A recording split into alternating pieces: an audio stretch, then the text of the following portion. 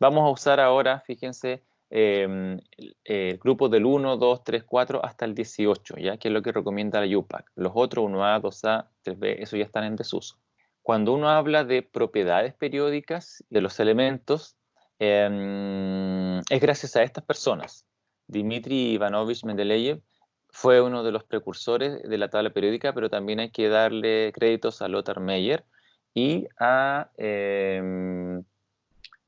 me falta uno, que también inventó un sistema periódico, pero el que mejor se representa es el de Dmitri Ivanovich Mendeleev, porque la gracia de él es que dejó espacios en su tabla periódica diciendo, aquí tiene que ir un elemento que aún no ha sido descubierto, y de hecho él dijo, debe tener esta propiedad. Entonces, por ejemplo, aquí ya estaba el litio, el sodio y el potasio, lo estaba poniendo en el mismo grupo porque se daba cuenta de que reaccionaban de la misma forma. Entonces, él fue el que empezó a decir, aquí yo puedo hacer relaciones entre los elementos. Bueno, esos son los grupos, si vemos la tabla periódica hacia abajo, y esos serían los periodos si uno se va a lo largo. Esto es muy importante porque justamente vamos a hablar para propiedades periódicas de grupos, qué es lo que pasa en un grupo y qué es lo que pasa en un periodo también. Es decir, vamos a ver qué es lo que pasa a lo largo y hacia arriba o hacia abajo en la tabla periódica. Tablas periódicas, y se las voy a mostrar, hay muchas, pero ley periódica hay una. Entonces uno lo que debería hablar siempre es de una ley periódica dentro de un ordenamiento que se llama tabla periódica. Entonces hay cosas que se repiten. Y esto es, las leyes periódicas son las propiedades físicas y químicas de los elementos que tienden a repetirse de manera sistemática o a medida que se incrementa el número atómico. Esto es lo que vale, ¿ya? Esto es lo importante, la ley periódica. ¿Por qué? Porque el ordenamiento de la tabla periódica permite darnos cuenta de eso. Pero como les digo, tablas periódicas hay muchas. Esto también que está aquí es una cuestión histórica, se los dejo para que ustedes lo analicen y vean. Esto también es una cosa histórica. Este que está aquí no se había descubierto en el tiempo de Mendeleev y él le llamó, ahí debería ir el Eka-boro, dijo él. ¿Por qué? Porque en su tabla periódica sobre este elemento que no se había descubierto estaba el boro. Ahora ya no es así, pero por ejemplo acá dijo, para el galio aquí tiene que ir el ECA aluminio, porque sobre la tabla periódica de él estaba el aluminio, como está ahora, y ese elemento no se conocía. Lo mismo para el ECA silicio, que ahora lo conocemos como germanio, es porque estaba arriba del silicio. Entonces esas son las predicciones que hizo Mendeleev. Esos son los elementos nuevos, pero ahora está antigua esta tabla, los elementos ya están hasta acá. Así que aquí me falta rellenar espacios, ¿ya? Ese es un tipo de tabla periódica, no sé si la habían visto. Esta es una tabla periódica distinta que está ordenada, yo no sé cómo explicar esto, de forma anidada, o sea, como una espiral, perdón. Este es otro tipo, esto yo siempre lo describo como un ludo. Entonces se fijan boro, carbono, nitrógeno, oxígeno, flúor, neolitio, ahí van los periodos, pero si uno mira hacia abajo, ahí van los grupos, litio, sodio, potasio, rubio, cesio, francio. Es otra forma de disponerla. Esta otra yo la llamo como la nave espacial, es otra forma de ponerlo también. Y aquí ya da las instrucciones para jugar el ludo, ¿ya? Que yo le denomino. Entonces aquí te dicen cómo pusieron los grupos en esta otra tabla periódica. Hay otra, etc. Hay muchas tablas periódicas también. Está esa, está la galáctica, en fin. Pero la que mejor sirve y la que mejor da cuenta de cómo es, o sea, de cómo describir las propiedades periódicas es esta, la clásica, la que ustedes siempre han visto, ¿ya? Ahora, adentrándonos ya en la materia, de acuerdo a las propiedades estructurales y eléctricas, los elementos se clasifican en todo este bloque que está aquí en, ¿qué sería este color? Beige, no sé, un crema, son metales. Todos esos elementos que están en ese color son todos metales. Algunos más blandos, otros más duros. Los que están en morado, que serían los que están aquí, son metaloides, es decir, tienen comportamiento entre un metal y entre un no metal, que serían los verdes, ¿ya? Todos estos verdes no son metales, ¿ya? Estos pueden ser sólidos, pueden ser gases, pero independientemente si son sólidos o si son gaseosos, o líquidos también, no son metales, ¿ya?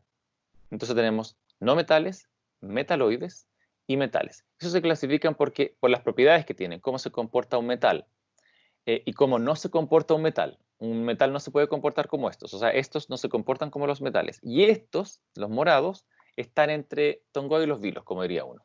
O sea, como que se comportan como metal a veces y a veces como que se comportan como no metal. ¿Ya? Aquí hay características de los metales y los no metales, también esto es de cultura general.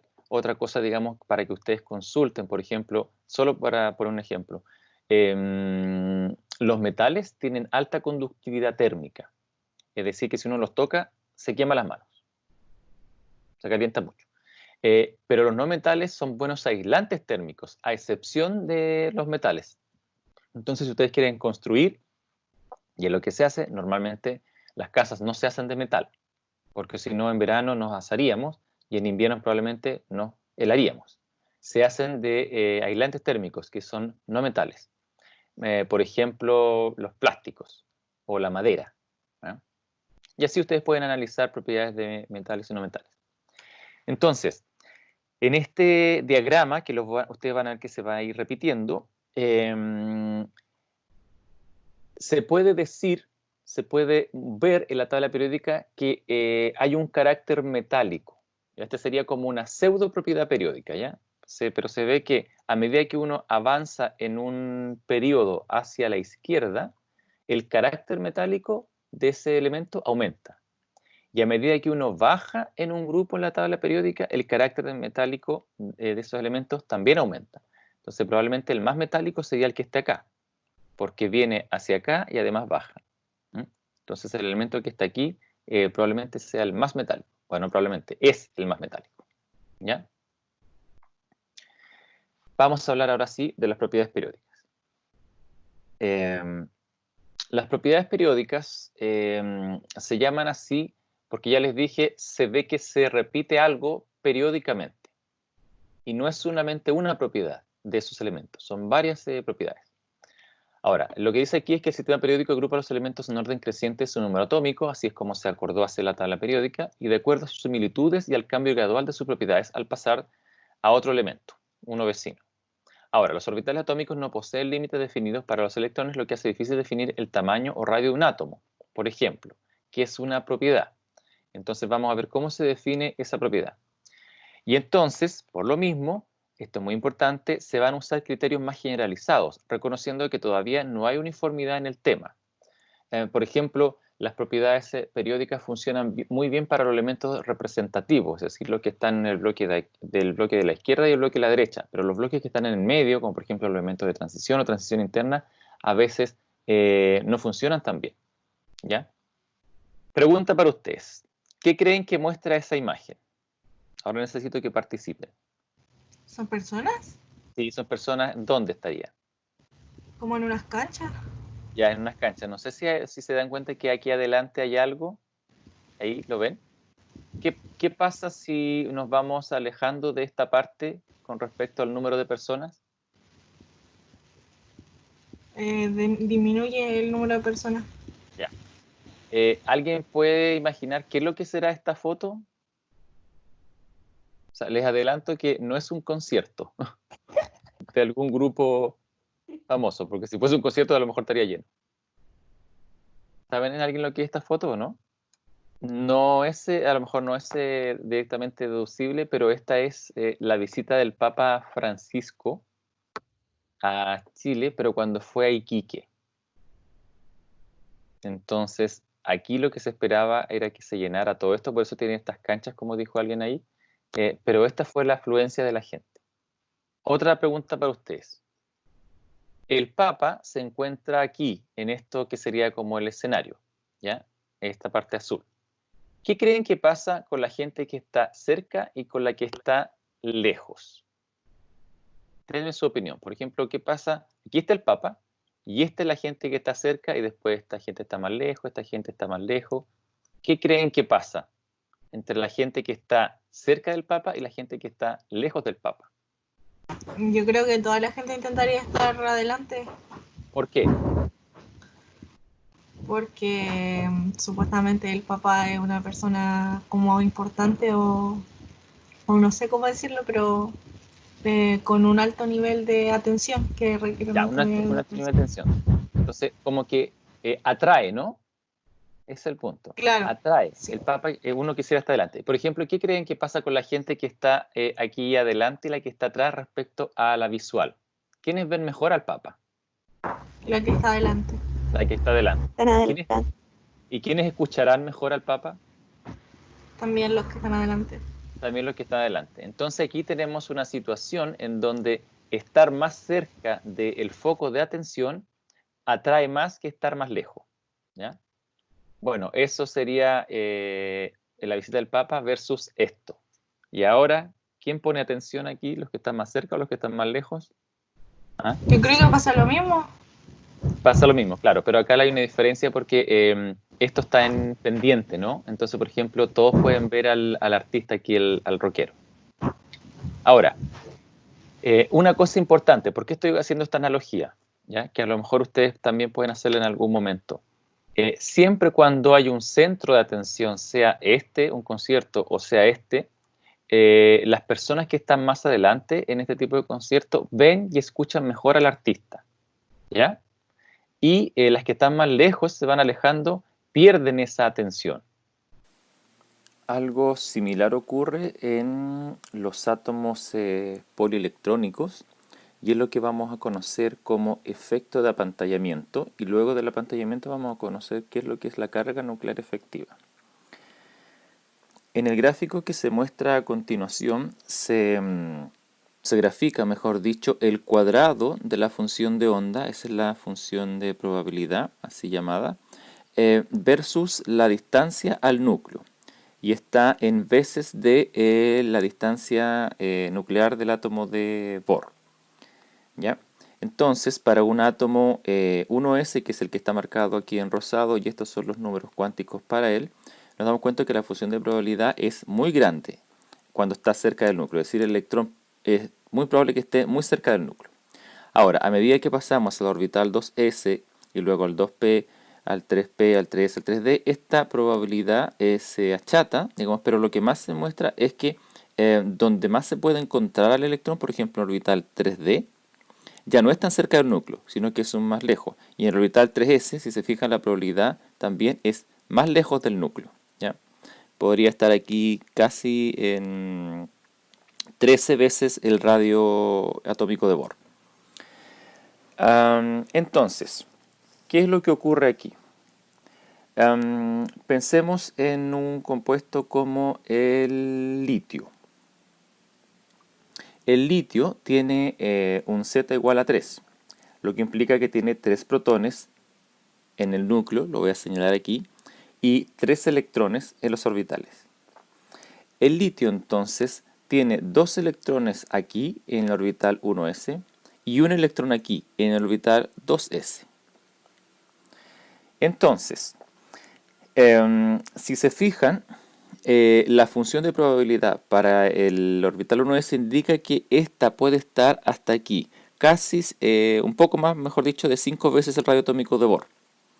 Ahora, la función de probabilidad para el orbital 2s, vamos a decir que empieza aquí, en 13 veces el radio atómico de Bohr, perdón, aquí, tiene un máximo, aquí en 5 veces el radio atómico de Bohr, y después decrece, pero si se fijan, se mete dentro de la función de probabilidad del orbital 1s.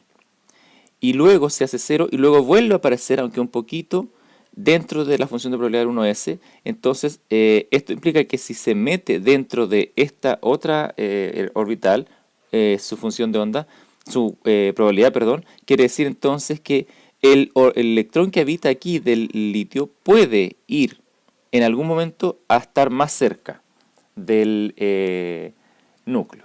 Ahora, esa probabilidad de que esté cerca del núcleo es bajísima en todo caso, ya comparada con la probabilidad de que esté en el orbital 1s, que es muy grande. Entonces, a pesar de que es bajísima, existe. Eso es muy importante destacarlo, ¿ya? Por lo tanto, Si yo comparo entonces las funciones de probabilidad donde son máximas entre el orbital 1s y el orbital 2s, es máxima para el orbital 1s aquí, en esta distancia, y para el orbital 2s es máxima acá. Con lo cual, este electrón va a pasar más tiempo en esta parte del gráfico que en esta. Y los electrones de aquí van a pasar más tiempo en esta parte que esta. Por lo tanto, si este es el núcleo, lo que ocurre es que estos dos electrones que están más cerca del núcleo sienten más fuertemente la atracción hacia él. Recuérdense que en el núcleo el litio tiene 3 cargas positivas y por lo tanto dos de esas cargas positivas, mejor dicho, las 3 cargas positivas atraen muy fuertemente a los dos electrones que están aquí en el orbital 1s. Pero ¿qué pasa con el electrón que está en el orbital 2s? Bueno, ese electrón no siente tanto la atracción, porque antes de él hay dos electrones que diríamos que lo están protegiendo. Entonces estos dos electrones están haciendo como un efecto de pantalla. Por lo tanto, aquí vamos a decir entre este orbital y este orbital hay como una pantalla gracias a estos dos electrones. Entonces ellos permiten que este electrón que está aquí no sienta tanto la atracción hacia el núcleo. Vamos a decir entonces que lo protege. Al protegerlo, entonces, forman justamente una pantalla y no dejan tanto que sienta la atracción. Eso es el efecto de apantallamiento, ¿ya? Que es lo que está descrito aquí. Y este efecto de apantallamiento, dependiendo justamente de donde se encuentre el electrón, es mayor o menor. Los electrones que ya se empiezan a encontrar orbitales 3D, 3P o 3S, por ejemplo, sienten muy poco la atracción hacia el núcleo. De hecho, si se fijan, el orbital 3s, que sería este de aquí, la probabilidad de que el electrón esté en el núcleo es muy baja y entonces está más alejado de él.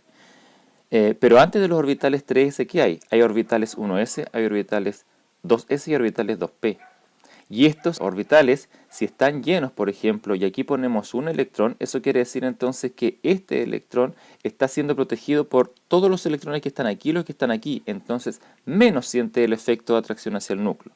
Por lo tanto, estos actúan como una pantalla más eficiente todavía en proteger a este electrón del núcleo. Por lo tanto, la atracción que siente es menor. Y así sucesivamente. Ahora bien, esto del efecto de apantallamiento tiene una consecuencia, y esa consecuencia se llama carga nuclear efectiva, que es lo que vamos a ver ahora. Y se define como la carga positiva que realmente siente, voy a poner así en cursiva, siente un electrón de valencia. Entonces ahora voy a explicarlo. Esto se puede calcular restándole al z de un elemento el s.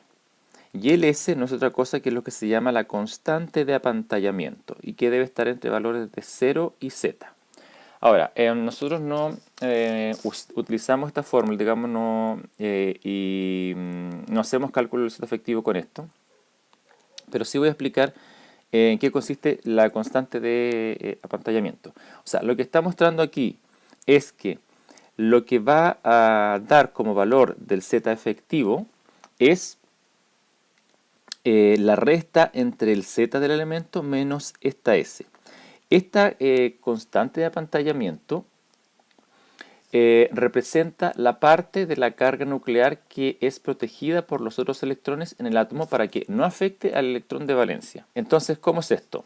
Esto representa la protección que los electrones que están más cerca realizan para que el electrón que está más lejos no se vea afectado por la carga que tiene el núcleo, ¿ya? Entonces, si el núcleo tiene, por ejemplo, 3 cargas positivas, los electrones que están más cerca protegen a ese electrón que está más lejos de esas 3 cargas positivas. Entonces, eso representa la constante de apantallamiento. De manera coloquial, la verdad se puede aproximar esta fórmula a esta resta.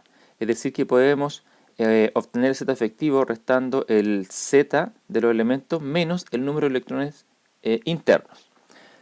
Entonces ahora veamos unos ejemplos y ahora vamos a entender qué es el z efectivo.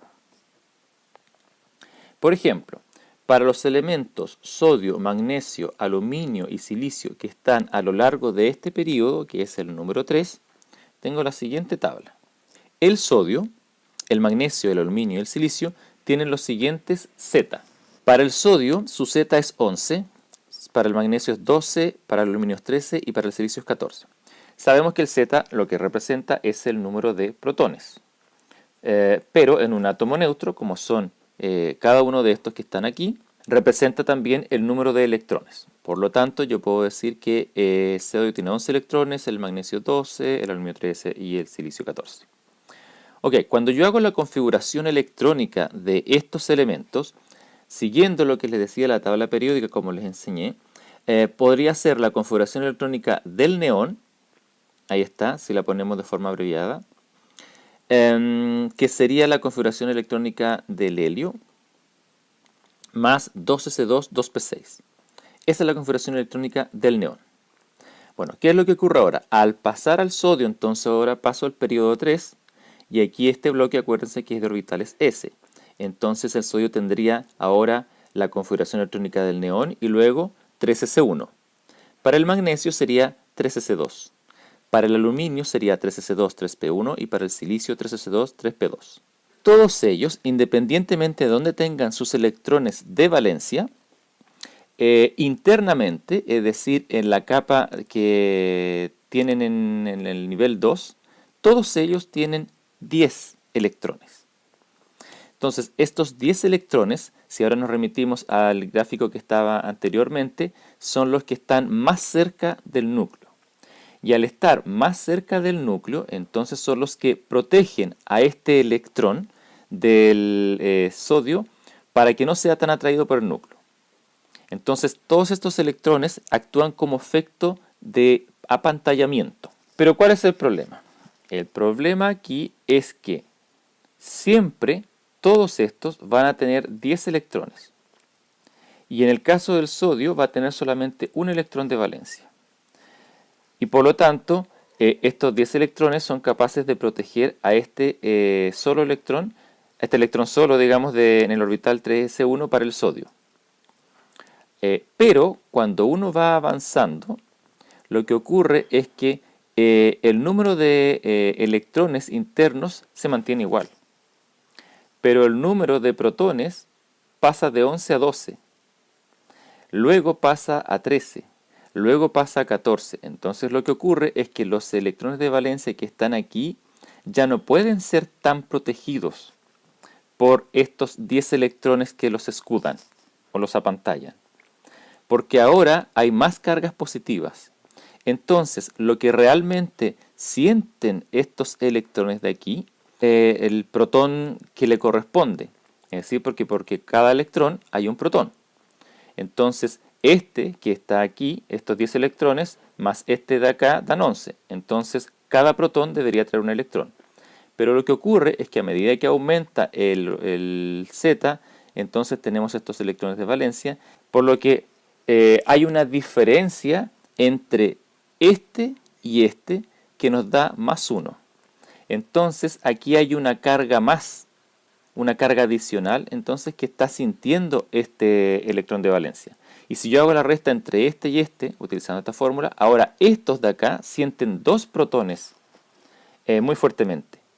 Y estos van a sentir 3 y estos van a sentir 4. Entonces a medida que yo me muevo en un periodo, lo que ocurre es que el Z efectivo va aumentando. Entonces lo que es el Z efectivo es realmente la carga positiva que sienten estos electrones de valencia. Si bien existe un efecto de pantalla, es decir, hay un bloque, una capa de electrones internos que protege a los electrones que están más para afuera, cuando nos movemos en un periodo, esa protección disminuye. Porque lo que nos damos cuenta es que la capa de electrones internos no cambia, se mantiene igual. Y lo que va aumentando entonces es el número de protones que se le va añadiendo. Y entonces existe una diferencia, están como en desventaja, diríamos. Y al estar en desventaja, y estos que están en la periferia entonces sienten más la atracción hacia el núcleo. Ahora, cuando se verifica en una familia o grupo, si uno avanza hacia abajo, el efecto de avanzar también incrementa la carga nuclear efectiva, a pesar de que no se note mucho, ¿ya? Pero por experimentos que se han hecho, se dan cuenta que al avanzar en un grupo, la carga nuclear efectiva aumenta. Esos experimentos me refiero cuando calculan realmente el S. Nosotros lo estamos haciendo de manera demasiado artesanal o demasiado aproximada, ¿ya? Entonces, eso es lo que es la carga nuclear efectiva, ¿ya? Y eso va a explicar lo que vamos a ver a continuación. Como propiedad, se ve que yo siempre pongo estas flechas en la dirección siempre, en todas las propiedades que les voy a mostrar, significan aumento, ¿ok? Por lo tanto, la carga nuclear efectiva aumenta hacia la derecha en un periodo y aumenta hacia abajo en un grupo. Eso es lo que se observa, ¿ya? La carga nuclear efectiva aumenta hacia la derecha, o sea que los que están acá sienten más carga nuclear, y los que están hacia abajo sienten más carga nuclear todavía. La otra propiedad que se ve es el radio atómico, ¿ya? El radio atómico, les decía yo que es difícil calcularlo debido a que la nube de electrones que rodea cada átomo es difusa. Entonces los radios atómicos se determinan en forma relativa. ¿Cómo se hace? Por un enlace. Por ejemplo, este es la molécula de hidrógeno. Entonces aquí hay un átomo de hidrógeno, aquí hay otro átomo de hidrógeno y se fusionaron. Entonces están compartiendo sus electrones que están aquí. ¿Qué es lo que se hace? Se mide el diámetro. Es decir, desde este núcleo hasta este núcleo se puede medir el diámetro de la molécula. Y ustedes saben que la mitad del diámetro es el radio. Entonces, ese es el radio que se mide. Entonces, así es como se calculan todos los radios atómicos de todos los átomos. Es decir, cuando están unidos a otro átomo. O sea, a otro átomo que sea el mismo. Por lo tanto, se define el radio atómico a partir de las distancias que separan a los núcleos de los átomos cuando están químicamente unidos. Esta propiedad también se llama radio atómico de enlace. Vamos a cortarlo y le vamos a decir radio atómico. Díganme ustedes, ¿qué ven en esa figura? ¿Hacia dónde son más grandes o hacia dónde son más chicos los radios atómicos? ¿Se escucha, profe? Sí. Yo diría que de momento la misma parte aquí hacia abajo. ¿Ya? ¿Qué pasa hacia abajo? Aumenta el radio atómico, ¿ya? Eso. Muy bien, eso es correcto. Hacia abajo, o sea, en un grupo, aumenta el radio atómico. ¿Y qué es lo que pasa en un periodo? ¿Hacia dónde aumentará o disminuirá si miras un periodo? ¿Hacia la izquierda? ¿Hacia la izquierda qué ves tú? ¿Aumenta? ¿No? Sí, correcto. Eso es lo que ocurre entonces con el radio atómico. Cuando ustedes lo miran en la tabla periódica, lo que pasa es que aumenta, aquí lo voy a poner en el grupo 1, se fijan, este es el del hidrógeno, pero mira el del litio, del sodio, el potasio, el rubidio. Entonces, claro, aumentan hacia abajo, ¿ya? En un grupo. Y también aumentan hacia la izquierda y no hacia la derecha. ¿Por qué? Fíjense que aquí lo que yo estoy haciendo es que paso del nivel 1 al nivel 2, después al nivel 3, al nivel 4, al nivel 5, al nivel 6. Claro, cada vez que voy subiendo de nivel, le voy metiendo más electrones. Entonces es evidente que si estoy en el nivel 1 y después paso al nivel 2, hay más electrones. Y después si paso al nivel 3, hay más electrones. Entonces es obvio que esta esfera va a engordar. Ahora, ¿qué pasa si me muevo para acá? Si me muevo para acá, por ejemplo, en este grupo, aquí hay 19 electrones. Después tengo 20. Después tengo 21 electrones. Después tengo 21. ¿No debería aumentar si les voy metiendo más electrones? ¿Qué estará pasando aquí que en vez de aumentar porque estoy metiendo más electrones, parece que va disminuyendo el tamaño? ¿Ya? Eso es lo que les voy a explicar. Esta es otra forma de representar lo mismo que estaba hablando. Aquí tienen el número atómico, ¿ya? Versus, aquí tienen el radio atómico, el radio va aumentando versus el número atómico. Entonces, si se fijan, si vamos por el litio, sodio, potasio, rubidio, cesio, que están aquí, litio, sodio, potasio, rubidio, cesio, están en el mismo grupo. Entonces se ve que a medida que aumenta el número atómico para ese grupo, el radio empieza a aumentar. Eso es lo que ya habíamos dicho. Pero, por ejemplo, si yo sigo la serie del periodo del litio hasta el flúor, se ve que a medida que aumenta el radio atómico, a medida que aumenta el número atómico, disminuye el radio atómico. Entonces, ¿por qué pasará eso? ¿Ya? Esa es la gran pregunta que uno se hace. Y si hago lo mismo para el sodio, magnesio, aluminio, este periodo pasa lo mismo, disminuyen. Y eso es que estoy metiéndole más electrones. ¿Ya? A diferencia de lo que pasa acá, que le estoy metiendo más electrones, pero sí aumenta. Entonces, ¿a qué se debe el comportamiento mostrado en azul y en verde? Lo que está ocurriendo aquí es que aquí el efecto que ustedes están viendo es menor, ¿ya? Y acá hay un efecto mayor. Pero en este caso, si se fijan, la disminución, o si ustedes quieren lo pongo para este lado, el aumento no es tanto, es un efecto menor en el cambio en el radio atómico, pero en cambio si lo hago en un grupo es mayor, ¿ya? Entonces, ¿qué es lo que pasa? ¿Qué ocurre con el Z efectivo? Y por eso se los dije antes. En el caso de aquí, lo que ocurre es lo siguiente. El litio tiene 3 electrones y en su núcleo tiene 3 protones. El berilio tiene 4 protones en su núcleo y tiene 4 electrones. Pero ¿qué es lo que pasa?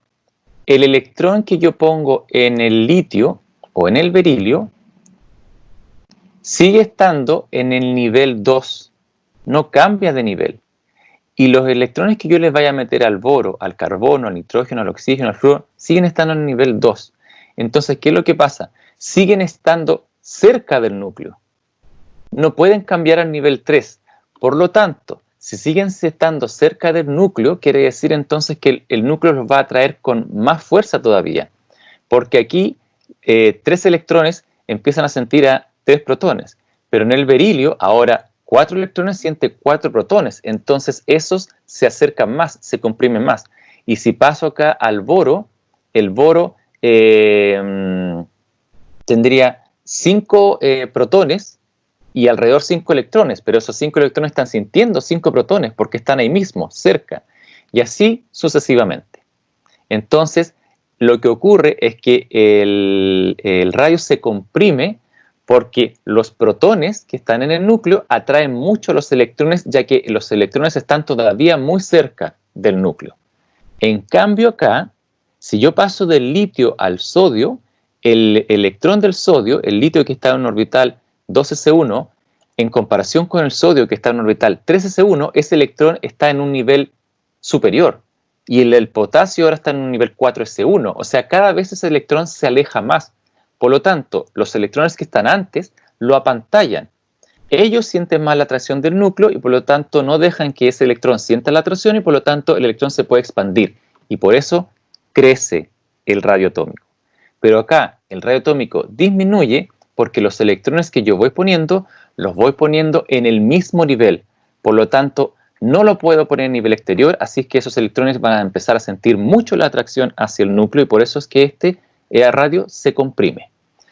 De forma general, entonces, el radio atómico tiene como tendencia de que crece hacia la izquierda en un periodo y crece hacia abajo en un grupo.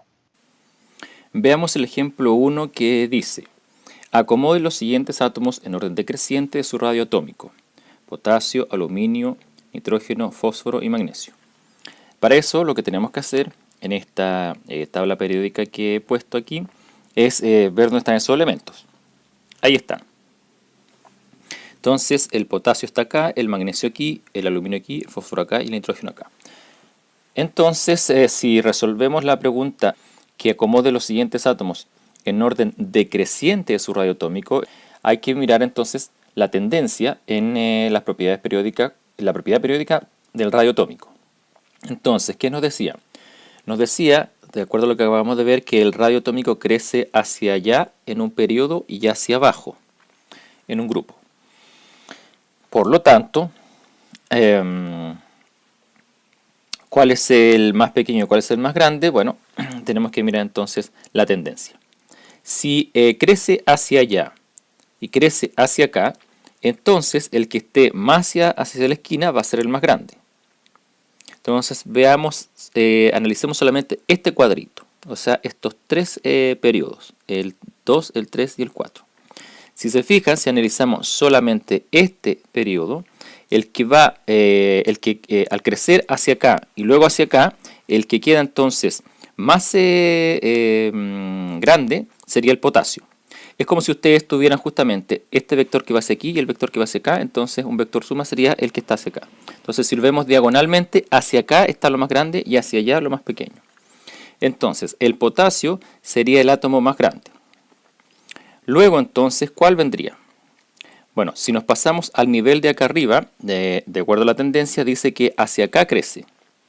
Por lo tanto, entre el magnesio, el aluminio y el fósforo, el más grande sería el magnesio. Luego vendría el aluminio, el más pequeño, y luego el fósforo, el más pequeño. Y el nitrógeno, como está arriba del fósforo y el radio crece hacia abajo, entonces quiere decir que hacia arriba es más pequeño el radio. Por lo tanto, entre el fósforo y el nitrógeno más pequeño. Así que si lo ordenamos en orden decreciente de radioatómico, es decir, del más grande al más pequeño, primero tendría que ser el potasio, después el magnesio, después el aluminio, después el fósforo y finalmente el nitrógeno sería el átomo más pequeño. Respecto a otra propiedad periódica como es el radio iónico, este es un átomo de la parte de izquierda de la tabla periódica y este es un átomo de la parte derecha. El litio cede un electrón al flúor, porque así este adquiere la configuración electrónica del gas noble que está antes. Y el flúor adquiere la configuración del gas noble que está después. Y por lo tanto ambos tienen 8 electrones a su alrededor. Pero al ocurrir eso, lo que pasa es que el litio, si le cede un electrón al flúor, entonces el átomo de litio se hace más pequeño, y fíjense lo pequeño que se hace, y el átomo de flúor se hace más grande. Fíjense lo grande que se hace. Compara entonces verde con verde y gris con gris.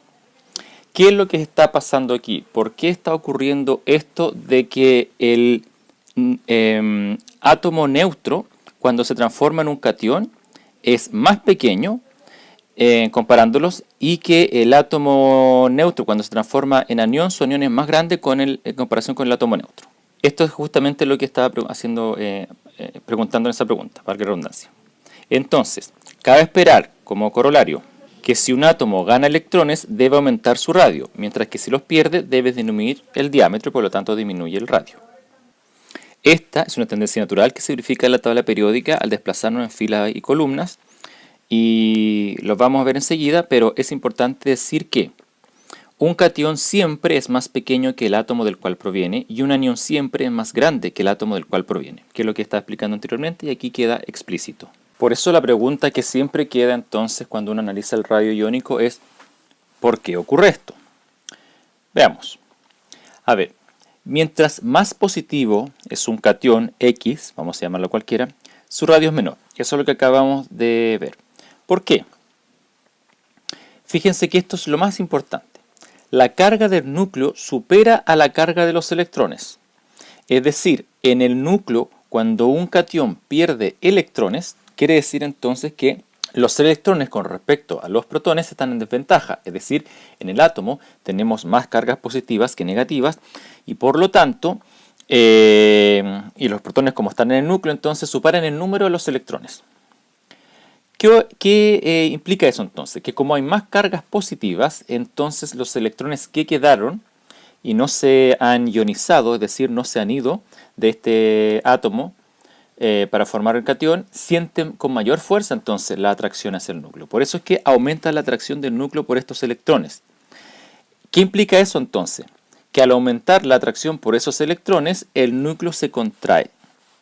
El átomo se contrae. Y por lo tanto, el radio de ese catión es menor que cuando era un átomo neutro. En el caso de los aniones, que son siempre de mayor tamaño que los átomos neutros, ocurre el efecto contrario. Al ganar un electrón, por ejemplo, en este caso, aumenta la repulsión de los electrones. Entonces, ¿qué es lo que tiene? Si yo pongo un electrón ahora en un átomo que es neutro, ese electrón entonces no tiene un protón que lo atraiga en el núcleo. Así que ahora los electrones están ganando. Por lo tanto, los protones se encuentran en desventaja. De modo que ese electrón no puede ser tan atraído por el núcleo. Así es que lo que ocurre entonces es que incrementa el volumen atómico, es decir, el átomo se hace más grande. Otra cosa también que ocurre en este caso es que si uno pone un electrón en el cual no tiene un protón para neutralizarlo, ese electrón entonces está muy cerca de los electrones anteriores, es decir, los que están apareados en los orbitales, y por lo tanto comienza a haber una repulsión entre este electrón y los otros que están apareados. Así como esa repulsión existe, más lejos entonces va a estar el electrón y por lo tanto más grande va a ser el radio de este anión. En resumen entonces se tiene lo siguiente. El radio atómico es menor que el radio aniónico, pero también el radio atómico es mayor que el radio catiónico. Se tiene como tendencia entonces que para la mayoría de los elementos el radio iónico aumenta al descender en un grupo y disminuye a lo largo de un periodo. Es decir, aumenta al descender en un grupo y disminuye a lo largo de un periodo. A ver, de esta figura es importante notar que en gris están siempre el tamaño de los átomos neutros. Y en el caso de los cationes, en rosado está el tamaño de los átomos catiónicos. Pero en el caso de acá, en azul está el tamaño de los átomos aniónicos. Entonces se pueden dar cuenta que para el grupo 16 y para el grupo 17, es decir, los que están más cerca de los gases nobles, tienden a adquirir electrones y por lo tanto estos van a aumentar en tamaño porque se van a convertir en aniones. Pero los que están acá en la otra parte de los elementos representativos, el grupo 1, 2 y 3, lo que van a tender es a ceder electrones para de esa manera transformarse en el gas noble que estaba anteriormente. Si se fijan, entonces, si comparan, por ejemplo, el radio atómico del litio neutro, es de 0,134 Armstrong. Esto está en Armstrong. Y un Armstrong, recuérdense que 1 por 10 a la menos 10 metros. Pero si yo le quito un electrón al litio, entonces ahora hay 3 protones en el núcleo y solo 2 electrones en los orbitales. Por lo tanto, sienten más la atracción y se contrae de este tamaño a este tamaño. Es decir, pasa de 1,34 a 0,68 Armstrong el radio catiónico en este caso. Y pasa lo mismo para todos los que están en la serie para todos los que están en la misma familia. Y si se fijan, mirando ahora solamente los radios catiónicos, aumenta a medida que bajamos en una familia. Ahora, si miro a lo largo de un periodo, se ve también que al avanzar hacia la derecha, el radio catiónico, que es lo que está en rosado, va disminuyendo también. Eso es lo que se fija. Ahora, ¿qué es lo que pasa? Que si paso, por ejemplo, este periodo, el radio catiónico disminuye, pero ahora paso acá, evidentemente que el radio iónico aumenta, pero si sigo entonces ahora la tendencia hacia acá, si se fijan, el radio iónico, en este caso aniónico que sigue, es más pequeño y pasa lo mismo para los demás elementos, ¿ya? Por eso es que estas son tendencias, ¿ya? No siempre se cumplen a cabalidad, pero es como que si aquí fuese disminuyendo, se pega un salto de tamaño aumento, pero después vuelve a disminuir, ¿ya? Entonces hacia la derecha hay una disminución del tamaño. En el caso de los aniones, ustedes pueden comprobar también que el tamaño del radio del oxígeno neutro es 0,73, pero por ejemplo cuando el oxígeno gana 2 electrones, que es lo que necesita para hacer el gas noble que está acá, su radio aumenta a 1,40 Armstrong. Entonces es bastante lo que aumenta en radio, ¿ya? Y pueden verlo también para el flúor y para los demás elementos. Para que tengan una idea más o menos de cómo son los tamaños aniónicos y catiónicos en la tabla periódica, les muestro este dibujo que representa el tamaño de los cationes y de los aniones. Si se fijan, los elementos de transición como que no funciona tan bien, pero es importante hacer notar o recordar, la verdad, que los elementos de transición siempre tienden a perder electrones. Pero se comprueba la misma tendencia nuevamente, que hacia abajo aumenta el tamaño iónico y hacia la derecha disminuye el tamaño iónico. Ahora, también se puede analizar qué es lo que ocurre con el tamaño de los iones en una serie isoelectrónica. ¿Qué es una serie isoelectrónica? Es un grupo de elementos que tiene el mismo número de electrones, ya sea porque perdieron electrones o ya sea porque ganaron. Y lo que se comprueba es que dentro de esa serie isoelectrónica de iones, los radios iónicos disminuyen al aumentar el número atómico. Es decir, que mientras más grande es el Z entonces más pequeño es el radio. Por ejemplo, aquí tenemos una serie isoelectrónica. Si se fijan, voy a partir del nitrógeno, oxígeno, flúor, me salto el neón, y sigo con el sodio, magnesio y aluminio. Entonces, si el nitrógeno gana 3 electrones, se convierte en el gas noble neón. Si el oxígeno gana 2, adquiere la configuración electrónica del neón. Y si el flúor gana 2, adquiere la configuración electrónica del neón. Si el sodio pierde 1, el magnesio pierde 2 y el aluminio pierde 3, entonces estos adquieren la configuración electrónica también del neón. Entonces todos tienen 10 electrones. Eso es lo importante, ¿ya? Lo que se puede observar entonces en esta serie es que todos estos átomos tienen 10 electrones, todos, ya sea porque ganaron, como en este caso, o ya sea porque perdieron. Pero si se fijan, la carga que tienen en el núcleo es distinta. Eso no cambia. Entonces el nitrógeno va a tener siempre 7 protones, el oxígeno 8, el flúor 9, etc. Por lo tanto, ¿por qué disminuye el radio iónico, si se fijan, en esta serie isoelectrónica? Claro, porque aquí hay 7 cargas positivas, 7 protones contra 10 electrones ahora, porque el nitrógeno tiene 3 más. Por lo tanto, 7 protones podrán atraer a lo mejor 7 electrones, pero los otros 3 se empiezan a expandir, y por lo tanto aumenta el radio. Pero luego, el oxígeno tiene 8 protones, y aunque tenga 10 electrones, entonces ahora 8 protones atraen a 8 electrones. Por lo tanto, quedan 2 sin atraer. Entonces ya es menos el efecto que acá, y así entonces el efecto va aumentando de la atracción de la carga del núcleo. Y por ejemplo, en este caso, superan los protones a los electrones. Y en el caso más extremo de aluminio, ganan más los protones que los electrones, así que el átomo de aluminio tiene el radio más pequeño en esta serie isoelectrónica, que de hecho es 0,51. O sea que de 1,71 bajamos a 0,51 Armstrong. Finalmente, se puede ver como tendencia entonces que el radio iónico aumenta hacia la izquierda en un periodo y aumenta hacia abajo en un grupo. El ejemplo 2 pone: ordene los siguientes aniones en orden creciente a su tamaño. El ion oxígeno, el ion teluro, el ion selenio y el ion azufre. Veámoslo. ¿Dónde están? Bueno, todos ellos están en el mismo grupo. Y de acuerdo a lo que acabamos de ver, el átomo más pequeño en el mismo grupo sería el oxígeno, menos 2, y el átomo más grande sería el teluro, menos 2.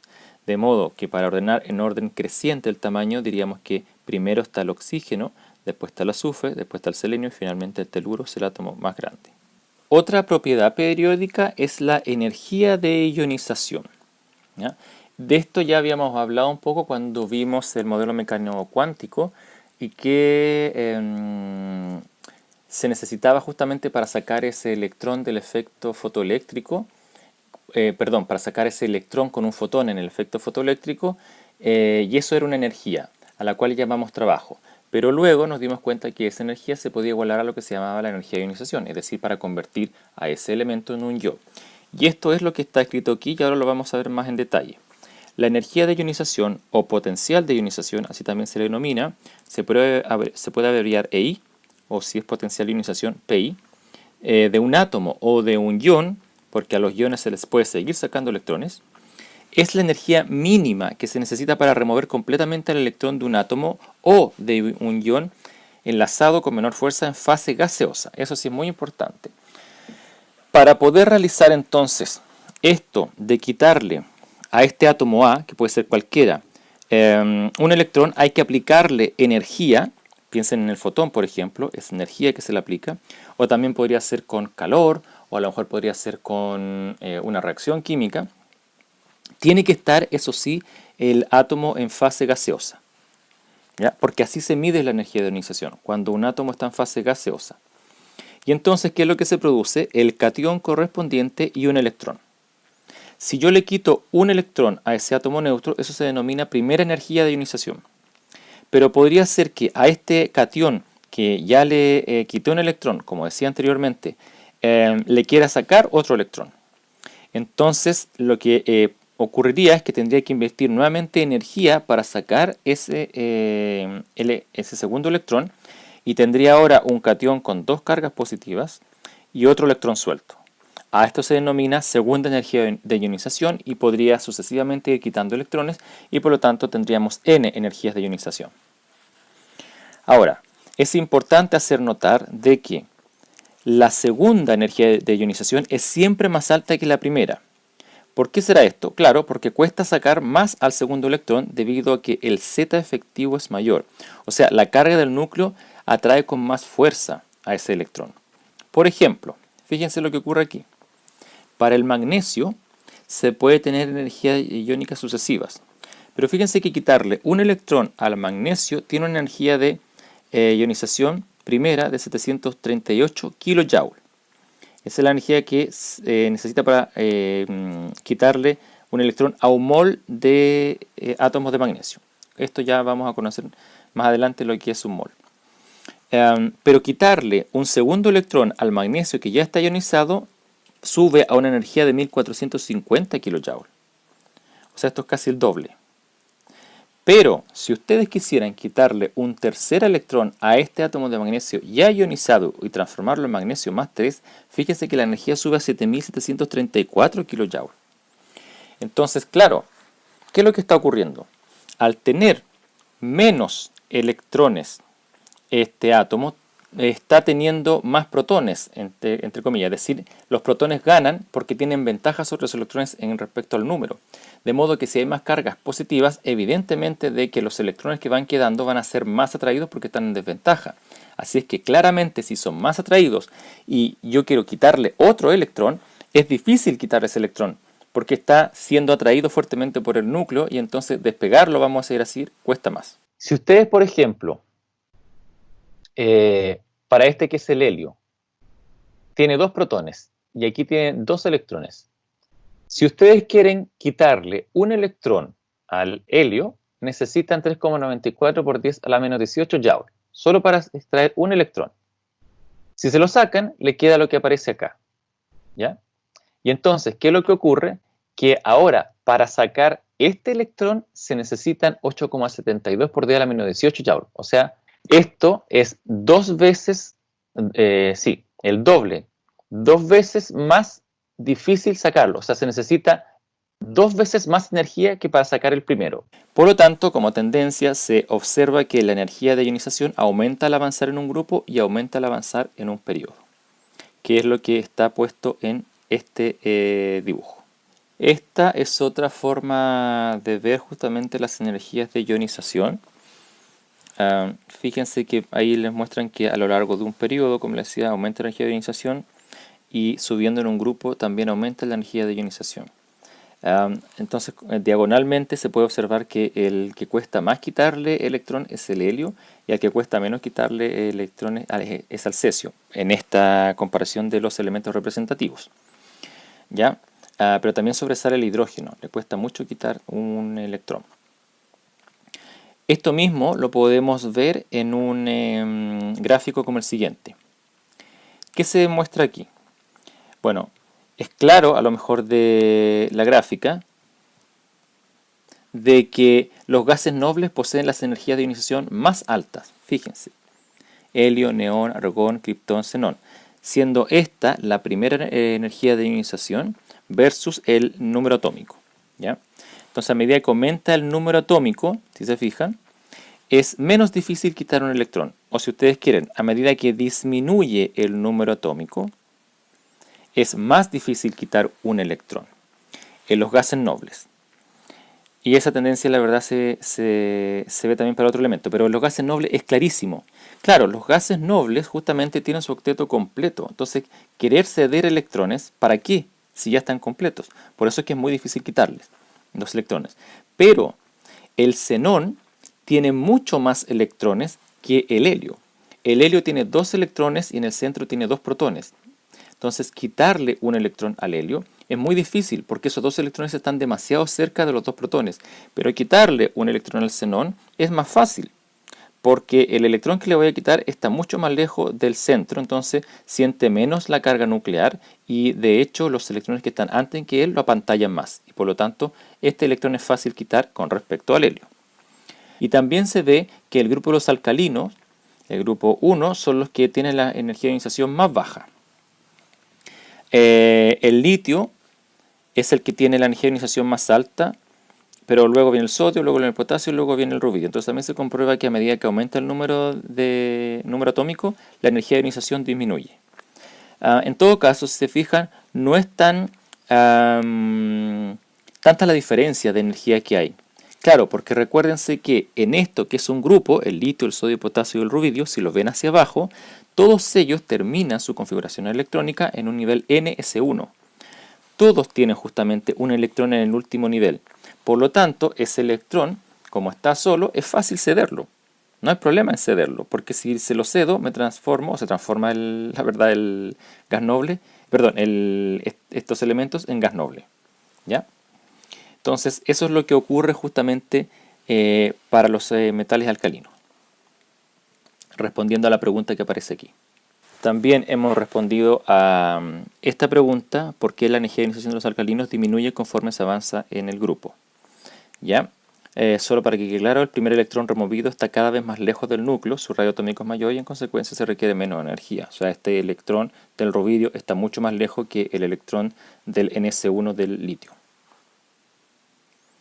Además, existe un aumento de la energía de ionización al avanzar en un periodo debido a que aumenta el Z efectivo. Entonces ahora si yo me voy justamente al periodo del litio, fíjense que aquí paso del litio al boro y así voy pasando hasta llegar al xenón. Entonces claro, esto que está graficado aquí es como que ustedes sigan un periodo y lo que se van a dar cuenta entonces es que es más difícil quitarle electrones a los átomos que vienen después del litio y que van llegando al xenón, porque estamos siempre en el mismo nivel.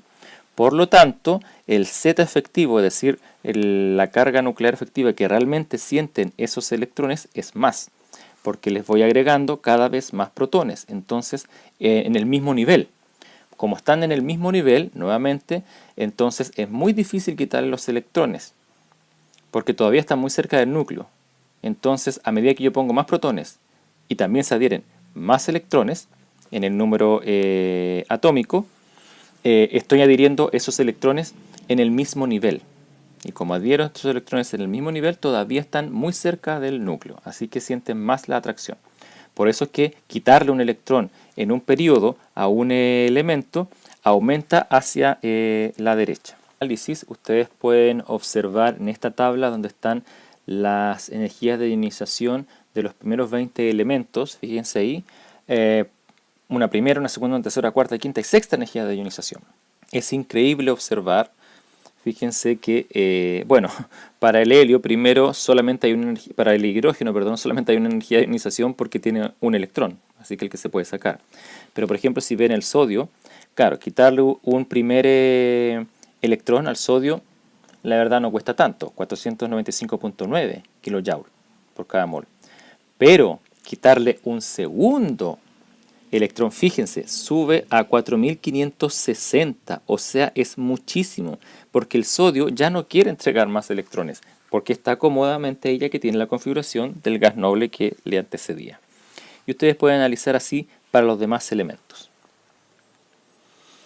Ahora, en el ejemplo 3 preguntan: ¿cuál de los siguientes átomos tendrá una primera energía de ionización mayor? ¿El nitrógeno o el fósforo? Entonces, si se fijan, aquí está el nitrógeno y aquí está el fósforo. Como nos dimos cuenta, la energía de ionización aumenta si uno camina hacia la derecha en un periodo y aumenta si uno sube en un grupo. Entonces, entre el fósforo y el nitrógeno es mayor la energía de ionización del nitrógeno. Es decir, quitarle un electrón al nitrógeno requiere más energía que quitarle un electrón al fósforo, ¿ya? Y esto tiene que ver nuevamente por lo que estábamos explicando anteriormente. En este caso, el nitrógeno está en un orbital. Bueno, el electrón de estos nitrógenos está en orbitales p, pero en el nivel 2. Y los electrones, o el electrón del fósforo que se quiere quitar, la verdad, está también en orbital p, pero del nivel 4. Es decir, este está más lejos que este. Como este está más cerca, entonces siente mayor atracción hacia el núcleo que este, que está más lejos, que siente menos atracción. Por eso entonces la energía de ionización para el nitrógeno es mayor que para el fósforo. Ahora, ¿cuál de los siguientes átomos tendrá una segunda energía de ionización menor? ¿Sodio o magnesio? Bueno, veamos aquí en la tabla y después nos devolvemos a los datos que le había presentado anteriormente a ver si coincide con lo que nosotros podemos deducir. Fíjense que lo que está diciendo aquí es que ¿cuál de los siguientes átomos tendrá una segunda ionización? El sodio y el magnesio. Entonces hay que quitarle 2 electrones tanto al sodio como al magnesio. Si yo le quito 2 electrones al magnesio, se va entonces un electrón, queda como el sodio, se va otro electrón, queda como el neón. Feliz, porque se ha convertido en un gas noble. Al sodio, si ustedes le quitan un electrón, queda feliz porque se transforma en neón. Pero ahora quitarle un segundo electrón es muy difícil. ¿Por qué? ¿Por qué el sodio querría ser el flúor? O tener la configuración electrónica del flúor. No puede ser eso.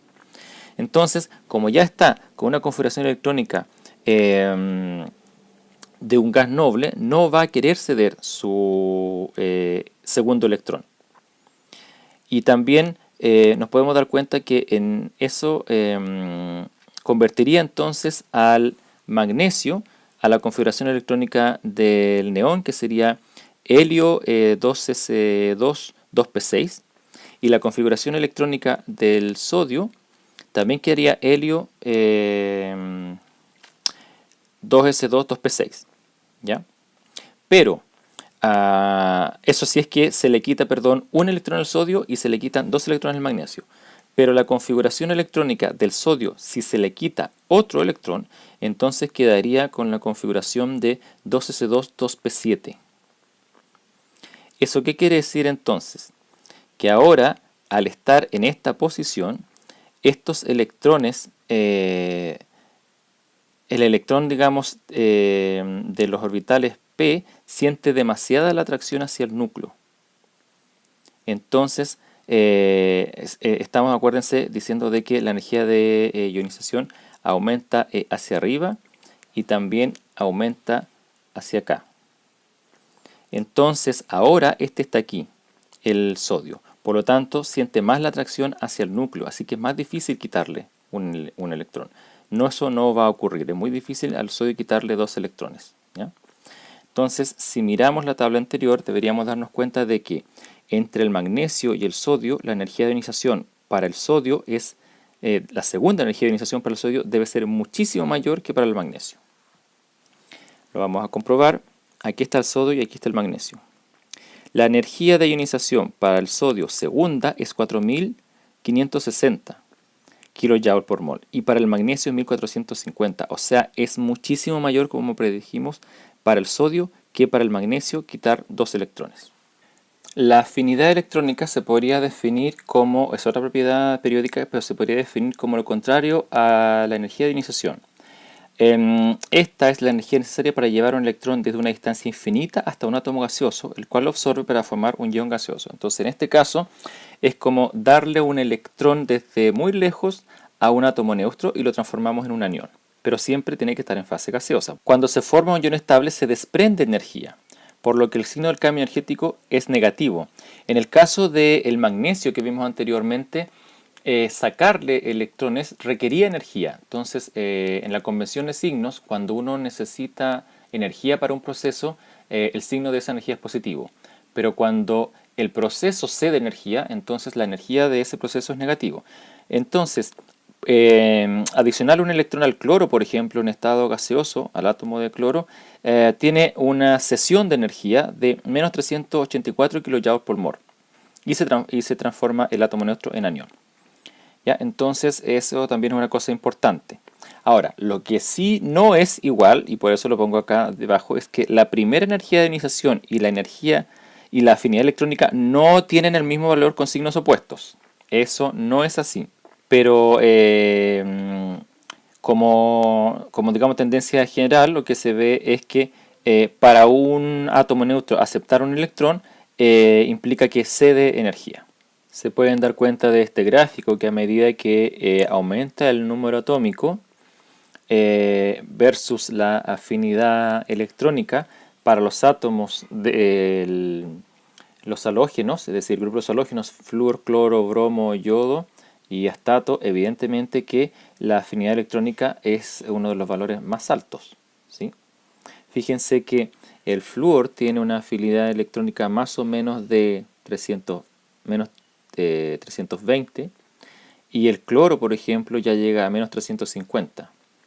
Luego el bromo casi está a la misma altura del flúor, etc. Pero se ve que estos átomos, que son los del grupo de los halógenos, son los que más quieren electrones, lo cual es lo normal, ¿no? Porque como están a un paso de tener la configuración del gas noble, entonces necesitan un electrón.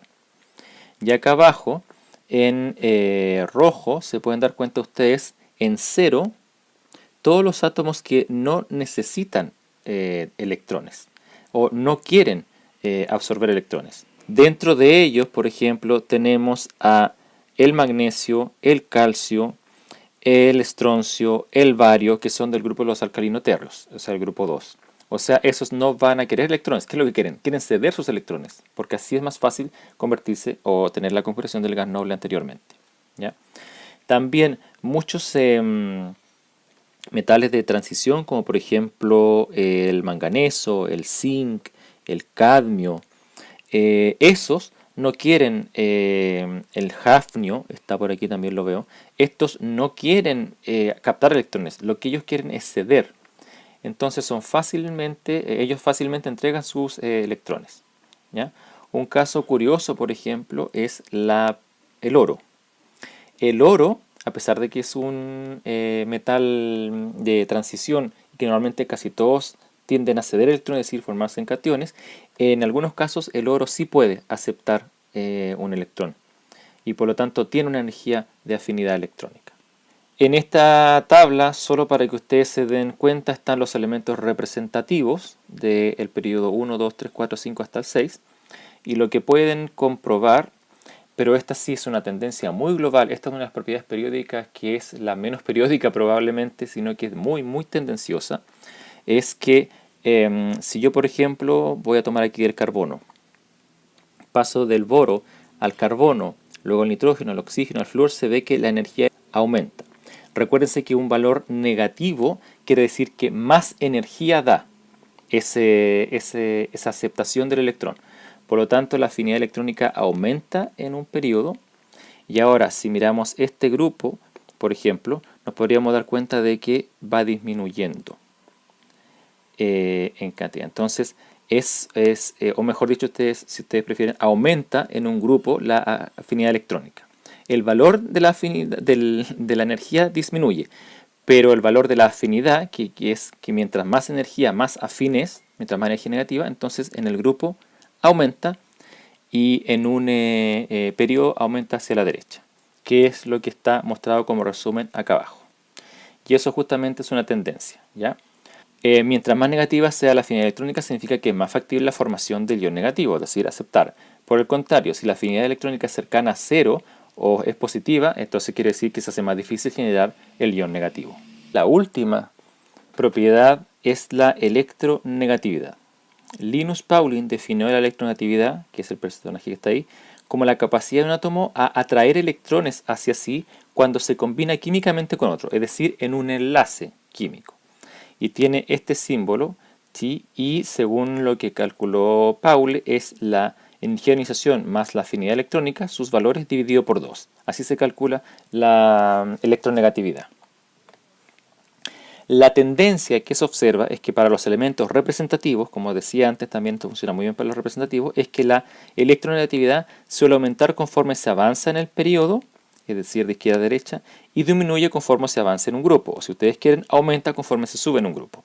En los elementos de transición, las variaciones no son tan regulares. Por lo tanto, se puede crear una tabla periódica con electroafinidades, y en general ver que los elementos más electronegativos están hacia arriba a la derecha en la tabla periódica, de modo que el elemento más electronegativo sería el flúor, ¿ven? Aumenta la electronegatividad para allá y aumenta la electronegatividad hacia arriba, entonces el vector me da que este es el más negativo, mientras que los menos electropositivos están abajo, a la izquierda. Entonces, cuando se forman los enlaces, lo que se van a dar cuenta ustedes es que si yo tengo un enlace con un elemento demasiado electronegativo versus otro demasiado electropositivo, la diferencia de enlace hace que se clasifique como de un tipo. Mientras que si las electronegatividades entre los átomos son similares, eso se clasifica como un enlace de otro tipo, que es lo que vamos a conocer. Como tendencia general, entonces, tabla de resumen, para allá aumenta la electronegatividad y para allá aumenta la electronegatividad. Y esto es, digamos, lo que yo tenía que contarles en esta clase. Espero les haya gustado y que también les sirva mucho. Y como siempre, entonces, nos vemos en una próxima oportunidad.